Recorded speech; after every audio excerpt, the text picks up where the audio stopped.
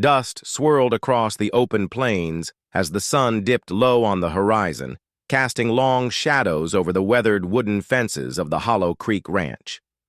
The cattle had already been driven into their pens, and the ranch hands were tending to the evening chores, their laughter echoing faintly in the warm air. Amid the commotion, a lone figure trudged slowly up the long dirt path that led to the main house. She was young, perhaps no more than 20, but her clothes, though clean, bore the marks of hard travel. A faded bonnet shaded her face, and in her hands she carried a bundle tied with a worn scrap of fabric. She moved carefully, almost hesitantly, as though each step was a test of courage. There was no wagon waiting for her, no family at her side. She had come alone. When she reached the ranch gate, she paused, her slender fingers tightening around the bundle she carried. The Hollow Creek Ranch was no small homestead. It was one of the largest in the county, owned by a man whose name was known in every saloon and mercantile from here to the rail line. Rancher Matthew Callahan, widower, father of 2, and known for being as stern as he was fair. She had heard of him before, though never imagined she'd stand at the entrance to his land, uncertain if she had the courage to go on. The young woman drew in a slow breath, whispered something only she could hear, and pushed the gate open. The creak of the hinges sounded louder than a gunshot to her ears. A pair of ranch hands, returning from the barns, noticed her immediately. One nudged the other, brows lifting in curiosity. Strangers rarely came wandering to the Callahan Ranch without reason, and certainly not women traveling alone. "Can we help you, miss?" one of them called, his voice carrying easily over the distance. She flinched, then dipped her head in a timid nod. I'm looking for work," she said softly, her words almost lost in the evening wind. The hands exchanged a glance. They weren't the ones to make such decisions, but the way she stood there, fragile and weary, stirred something like pity in their eyes. "Best talk to the boss," one said. "Wait here, I'll fetch him." As she waited near the gate, she let her eyes wander over the spread. The ranch house stood proud, a large 2-story home built of sturdy timber with smoke curling from its chimney. Behind it stretched acres upon acres of open land, dotted with cattle and bordered by distant hills. To her, who had never known stability or a place to truly call home, it looked like another world. Soon footsteps crunched against the dirt, firmer, heavier than before. She looked up to see him, the rancher himself, striding toward her. Tall, broad-shouldered, and weathered by years of sun and work, Matthew Callahan carried himself with a presence that made men pause. His hat-shaded eyes that seemed to take in everything with a single glance. He stopped before her, his voice deep and steady. "You're looking for work?" Her throat went dry. She nodded quickly, clutching her bundle tighter. "Yes, sir," she whispered. I don't talk much, but I can cook." For a long moment, silence stretched between them. His gaze searched hers, measuring, weighing. She lowered her eyes, afraid he'd send her away like so many others had before. But then, with a single short nod, he spoke 4 simple words that would change the course of her life. "You're hired." The ranch hands looked surprised, but the girl felt her knees weaken with relief. For the first time in a long time, someone had not questioned her worth, not demanded more than she could give. The rancher had spoken plainly, simply, and that was enough. She had found her place at last, though she did not yet know how much this dusty ranch and its quiet, lonely master would come to mean to her. The first evening in a new place is always the hardest, and for her, this was no different. After the rancher's curt but life-changing words, "You're hired," one of the hands led her toward the house. She walked with her bundle hugged tightly against her chest, her shoes scuffing on the packed dirt path. The Hollow Creek Ranch loomed larger with every step, and though relief flickered in her chest, so did nerves. Inside the house, the kitchen told a story of neglect. A stack of dishes leaned precariously in the basin, remnants of half-eaten meals dotted the wooden table, and a pot of overcooked beans still clung stubbornly to the bottom of an iron pan on the stove. She swallowed hard, not in disgust, but in recognition. This was where she could prove her worth. One of the rancher's children appeared in the doorway, a boy of about 10 with sandy hair and curious eyes. He looked her up and down with the blunt honesty of youth. "You the new cook?" he asked. She nodded slowly, offering the faintest of smiles. "If your Paul have me," she said softly. The boy frowned, puzzled by her quietness. "We don't need a chatterbox," he muttered before disappearing into the hall. She almost laughed, though her lips only twitched. Maybe this place truly could suit her. Moments later, the rancher himself stepped into the kitchen. His presence filled the room even more than the space allowed. He took off his hat, setting it on a peg by the door, and regarded her with a steady, unreadable gaze. She fidgeted, brushing her fingers across the edge of her bundle, unsure what to say next. "You said you can cook," he said simply.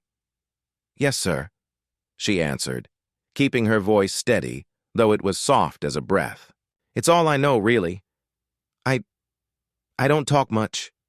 There it was again, the thing she always felt she had to warn people about. Too many had judged her silence as odd, or worse, a flaw. But Matthew Callahan didn't raise an eyebrow, didn't smirk or frown. He only nodded once, as though her quiet nature was a fact as ordinary as the setting sun. "What matters here is the work," he replied. "If you can do it, you'll stay. If not, you'll move on. Simple as that." She nodded quickly, grateful for his lack of fuss. "I can do it." His eyes lingered on her a moment longer, and she wondered what he saw. A runaway? A stranger with secrets? Or just a woman in need of a place to rest? Whatever his thoughts, he kept them to himself. "Start with supper," he said finally. "Hans'll be in from the barn within the hour." The test was set before her. She moved quietly about the kitchen, her fingers instinctively knowing what to do. She found flour in a tin, lard stored cool in the pantry, and beans that could be salvaged if treated right. She rolled up her sleeves, tied her apron, and began to work. The rancher lingered for a moment in the doorway, watching. She wasn't fast, but her movements were certain. There was no hesitation in her kneading of dough or the way she stirred a pot to coax out its flavors. When he finally turned and left, she let out the breath she had been holding. By the time the ranch hands crowded into the dining room, drawn by the aroma of fresh bread and stew simmering with herbs, she had laid the table. Their surprise was plain. One muttered, "Smells like home," and another chuckled with satisfaction. She didn't sit with them, only retreated to the shadows of the kitchen, waiting. And when the rancher took the first bite, his expression didn't change much, but he gave a short nod before eating more. It was all the praise she needed. Her first words here had been few, but they had been enough. The kitchen soon became her domain. It wasn't something she claimed with pride or boldness. No, her way was gentler, quieter. Each morning, long before the rooster crowed, she rose from her narrow bed tucked into a small room off the back porch. She tied her apron, smoothed her hair beneath her bonnet, and moved into the kitchen where the coals in the stove had cooled overnight. Her first task was always the fire. She knelt, gathering kindling with steady hands, striking the flint until sparks caught. As the flame grew, warmth crept into the room, and she set a pot of water to heat. Soon, the faint smell of coffee drifted through the house, followed by the hiss of bacon on the skillet. At first, the ranch hands had been skeptical. They'd eaten many a meal on the trail, burnt biscuits, thin soup, and beans so overcooked they turned to paste. They expected no different from the quiet slip of a girl who barely spoke above a whisper. But when she brought out golden biscuits, With soft, flaky layers, when the gravy poured rich and thick over their plates, their doubt turned to silence. By the second week, they were showing up at the table early, eager not to miss a crumb. The children noticed too. Emma, the rancher's youngest at 6, had been shy of the newcomer. She would peek around the doorway, watching with wide eyes, as the woman stirred pots or rolled dough on the floured counter. One morning, Emma edged closer and tugged at her apron. "Can I help?" the little girl asked. The woman glanced down, surprised. She wasn't used to children seeking her out, but she nodded, sliding the bowl of flour toward Emma. Together they worked, Emma giggling when flour dusted her nose. For the first time in many months, the woman allowed herself a small, genuine smile. By evening, the kitchen smelled of baked bread, hearty stews, and pies cooling on the windowsill. The ranch house, once filled with silence broken only by the clatter of dishes or the stomp of boots, began to change. There was laughter at the supper table. The children lingered longer, talking to their father, telling stories, and sneaking second helpings. Even the rancher, reserved as he was, seemed less weighed down when he sat at his place, eating food that reminded him of a time before loss. Still, she remained careful not to overstep. She spoke when spoken to, kept her head lowered, and let her work speak in her stead. But the ranch hands began tipping their hats when they passed her in the yard, grateful for the meals that fueled their long days. The children began seeking her company not just for food, but for comfort. And the rancher, though he never said much, lingered more often in the kitchen doorway, watching her hands as they worked.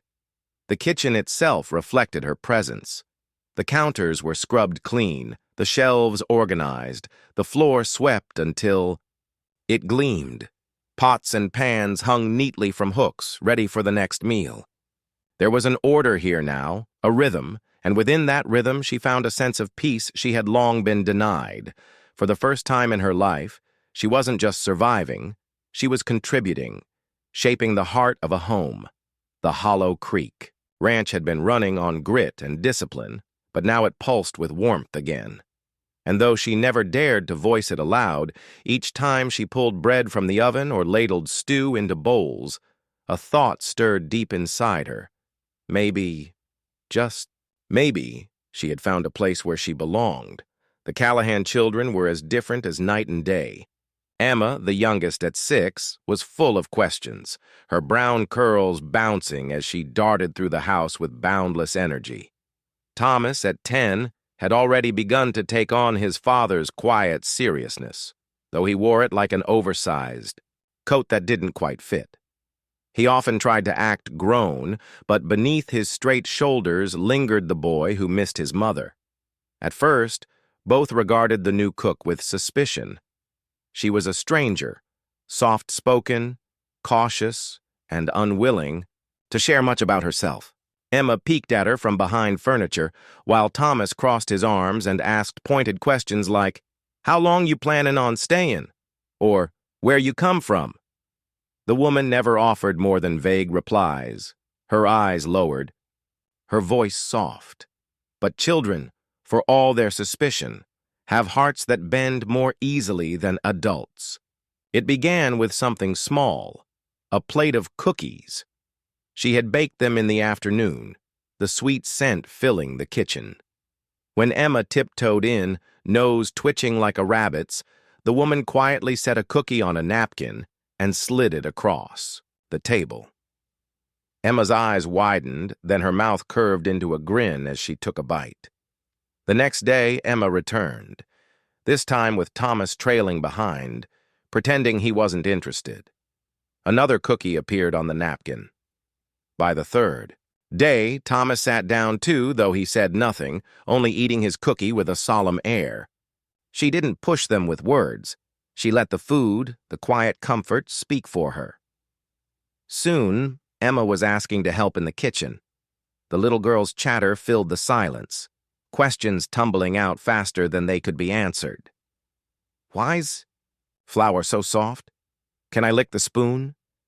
Will this pie taste like Mama used to make? Each question tugged at the woman's heart, for though she could not replace their mother, she understood what it meant to long for warmth and gentleness. One afternoon, while rolling dough, Emma giggled so hard at her own flour-covered hands that the sound carried through the house. It startled the rancher, who had been working at his desk. He paused in the doorway, watching his daughter laugh freely in a way she hadn't for months. His gaze flicked to the woman at the counter. She wasn't laughing, but her lips curved. Faintly, her eyes softened, as if she carried Emma's joy within herself. Thomas took longer. He hovered at the edges, testing her patience with little challenges, complaining the stew was too salty, asking for seconds just to see if she'd refuse, dropping his napkin so she'd have to notice. She never scolded or snapped back.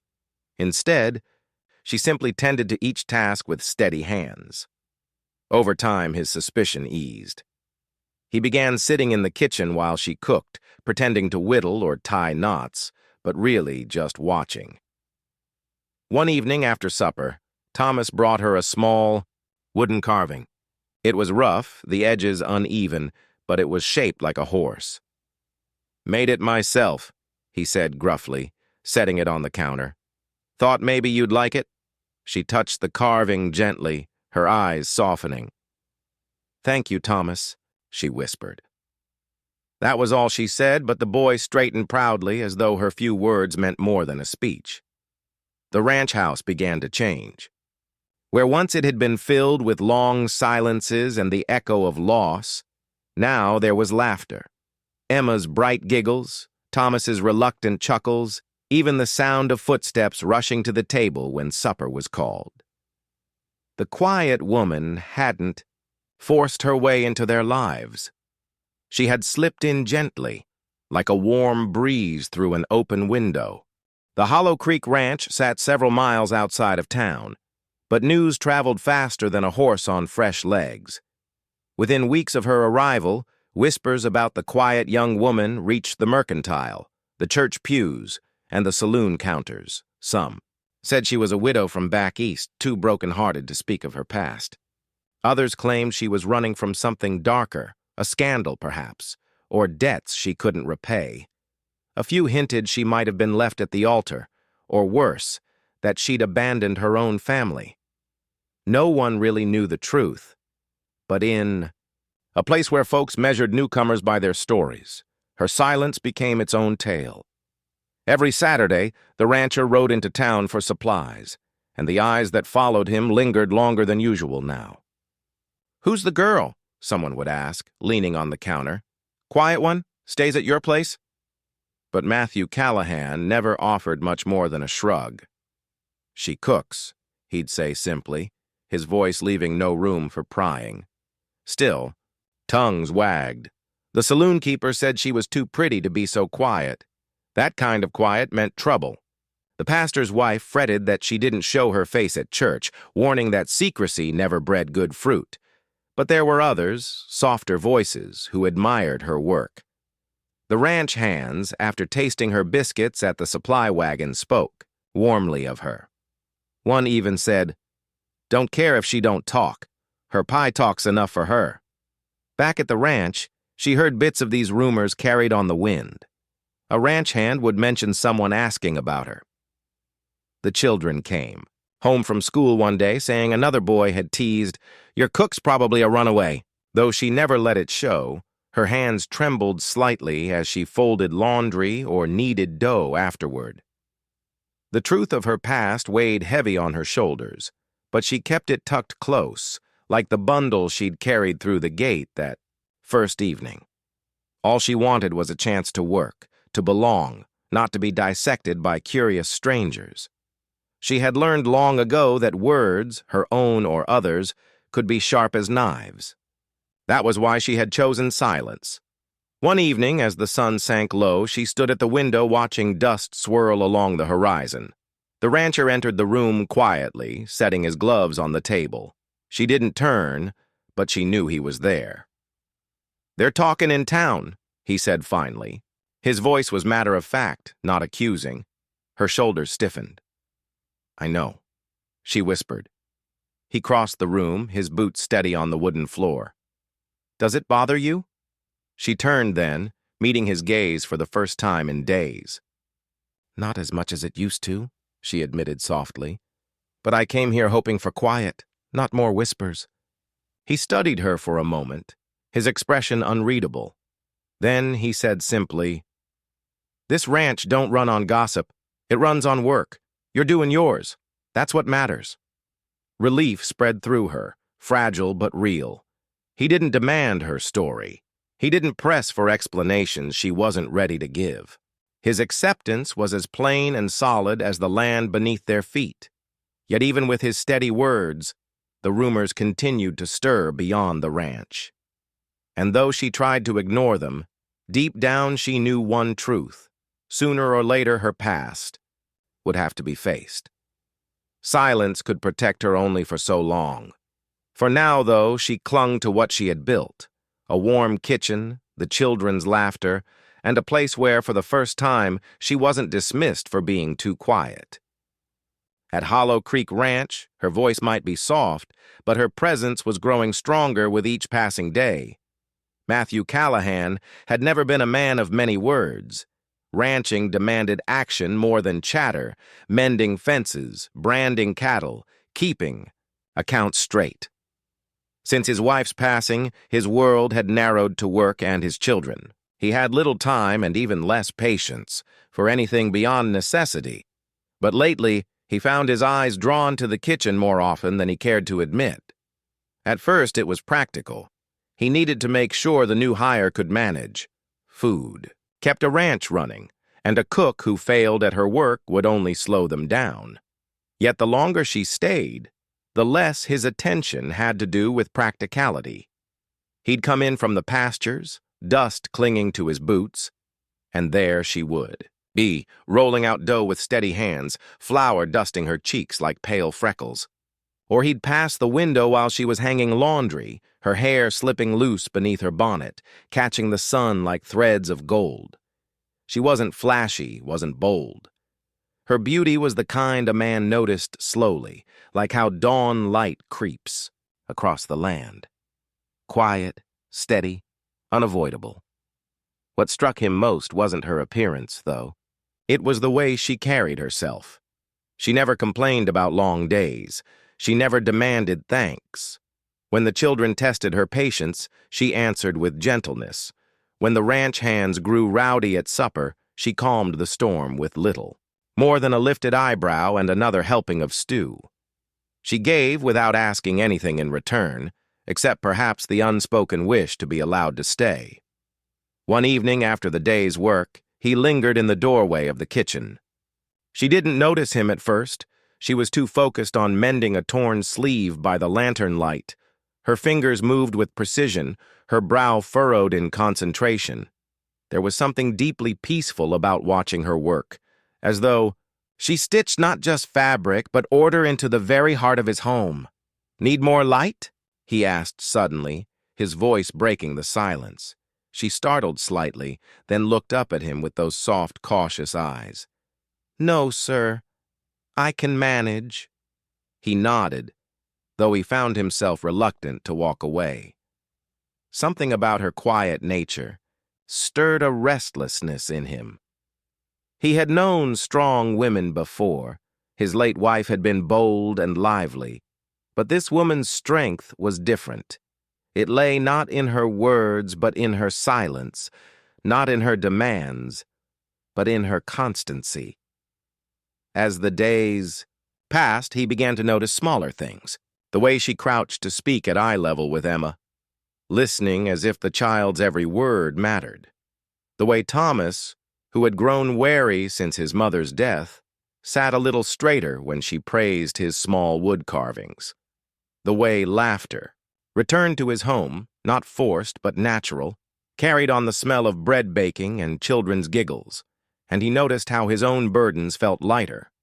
He hadn't realized how heavy the ranch house's silence had been until she filled it, not with chatter, but with warmth. Still, Matthew was cautious. He had responsibilities, and he'd already lost once. He knew better than to let feelings Get ahead of sense. She was still a stranger, her past hidden, her future uncertain. Yet even as he told himself to be wary, his gaze kept returning to her, drawn by something he couldn't easily name. One night, as he sat on the porch after supper, he watched her through the window. She was tidying the kitchen, moving with her usual quiet grace. For the first time in a long while, he felt something stir in his chest, something he thought he had buried with his wife. It wasn't love, not yet. But it was the beginning of something, and though Matthew Callahan said little, his gaze spoke what his lips would not. That this quiet woman was becoming more than just a cook. She was becoming part of his life. The first sign of trouble came on a dusty morning when one of the ranch hands rode in hard from the north pasture, his horse lathered and sides heaving. "Tracks," he gasped, pulling up short in the yard. "Fresh ones, not ours. They've been trailing the herd. Cattle thieves."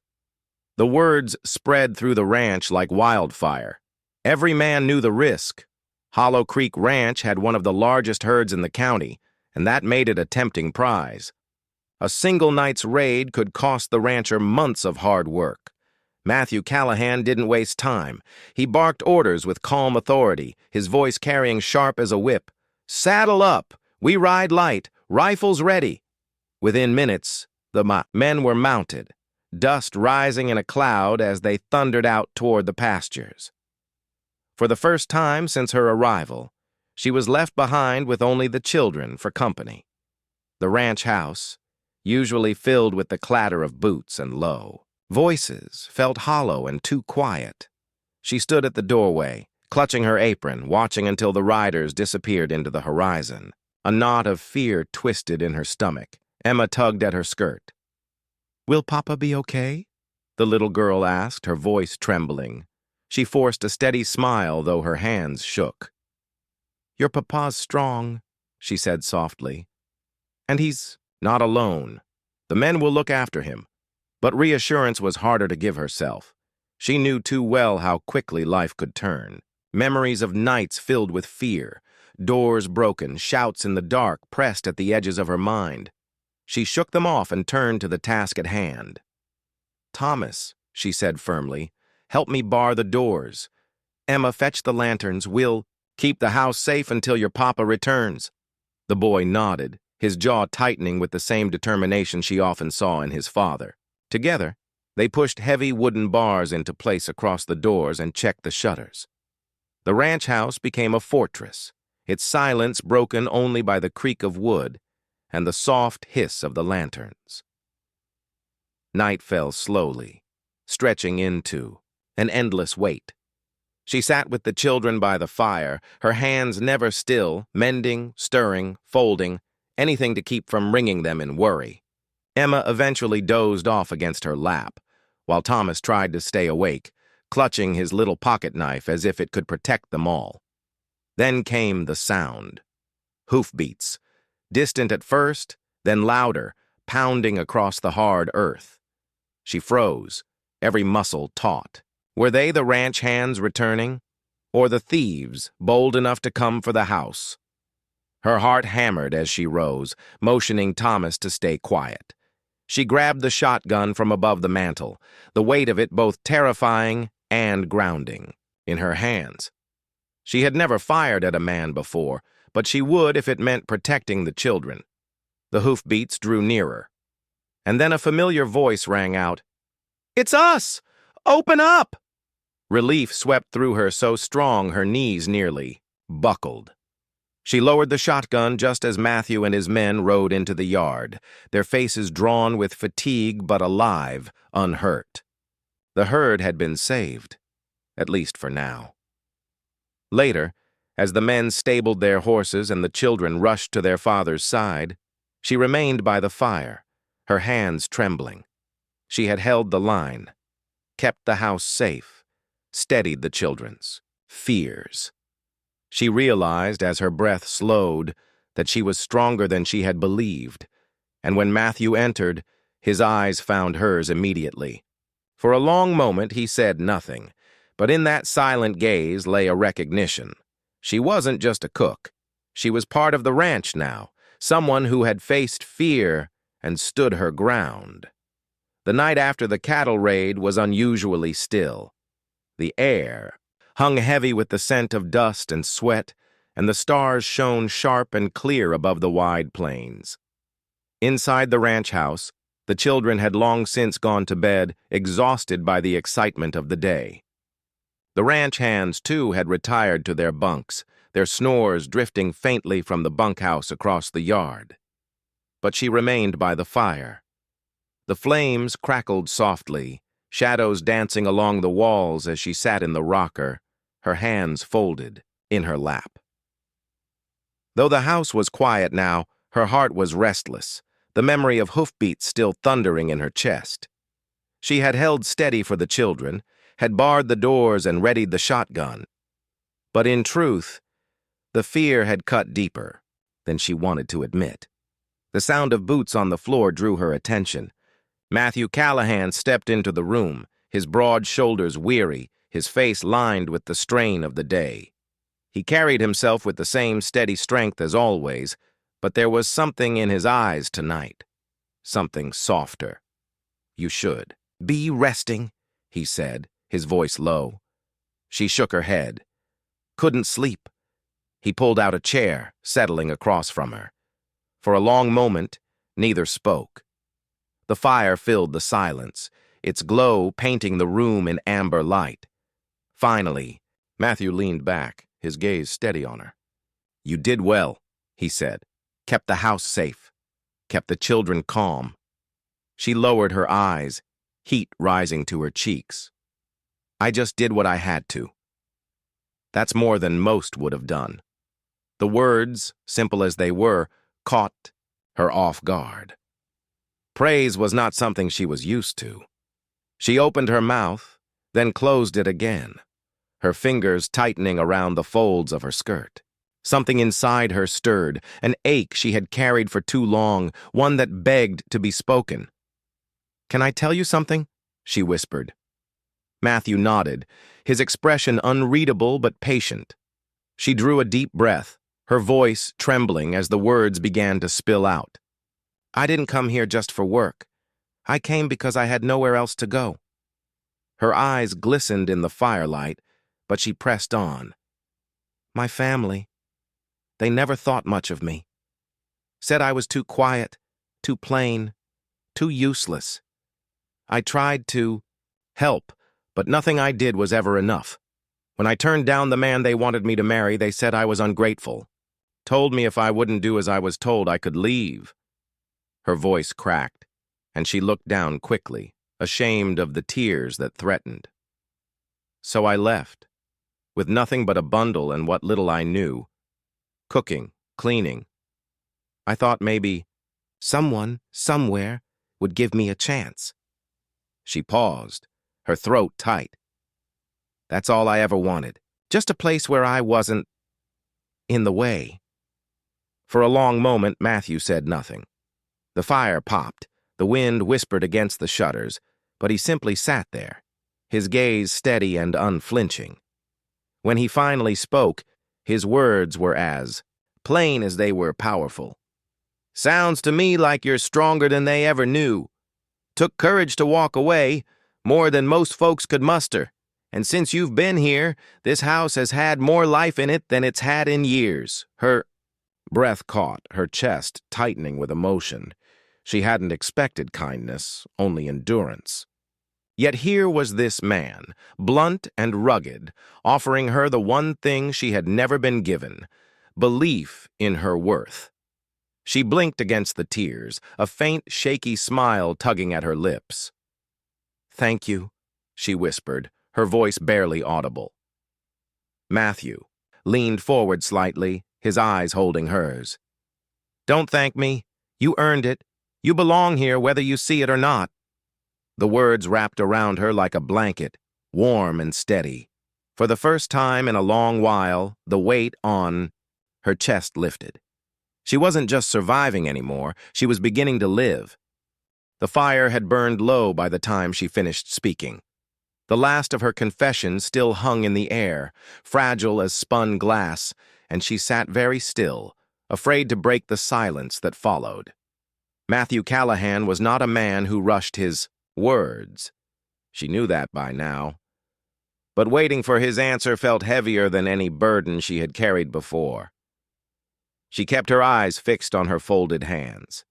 They trembled slightly, though she tried to still them. She had said too much. More than she had ever dared to reveal to anyone. What if he turned her out? What if he decided her past made her a risk, a shadow on his household? The scrape of his chair startled her. He leaned forward, resting his elbows on his knees, his gaze steady. "Look at me," he said gently. Slowly, she lifted her eyes. His face was lined from years of sun and labor, his jaw strong, his eyes the color of the deep earth after rain. There was no judgment there, no sharp edge of doubt, only a calm certainty that unsettled her more than harsh words ever could. "You think being quiet makes you weak," he said, his voice even. "But I've watched you since the day you came through that gate. You work harder than most men I've hired. You take care of my children like they're your own. And you've turned this house into a home again. That's not weakness. That's strength."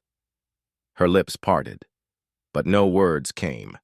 His tone was matter-of-fact, as though he were stating the color of the sky. "You want the truth?" he continued, leaning back slightly. "Since you walked in, things have been better. Not easier.